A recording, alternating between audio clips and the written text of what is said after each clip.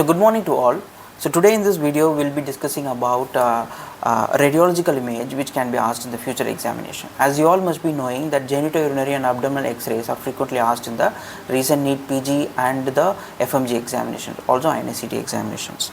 So look at this question. The question says the following radiological appearance is seen in. So as you all must be knowing, so this is a x-ray of the renal system, urinary bladder. So what you need to know here is that most of the time they ask questions related to bladder rupture or urethral rupture, and when it comes to urethral rupture, the patient will present with a history of pelvic trauma and then inability to pass urine and blood at the meatus. These three things suggest that the patient is having urethral injury. So next, what is the type of urethral injury? That is what will be asked in the question. So often you know that the prostate and the membranous region they are not anatomically well supported, so they are more prone to injury. So what happens here is whenever there is a prostatic membranous disruption, so that there is a lot of hematoma formation and this pushes the bladder upward, and this is classically seen in this image, that is the pie in the sky bladder. So the pie in the sky bladder is classically seen in condition of prostatic membranous disruption. So we will be discussing about the other options also with the images. So if you see in this image, this is a pie in the sky bladder post-urethral rupture,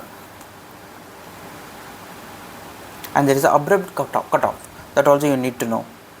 Here if you see, this is a teardrop sign which is seen in pelvic lipomatosis, and this is a intraperitoneal bladder rupture. So what happens whenever there is a bladder rupture, this contrast may be extravasated, and whenever this extravasation happens, if it is outlining the wall of the bowel loops, then that will that's something that's known as the intraperitoneal bladder rupture.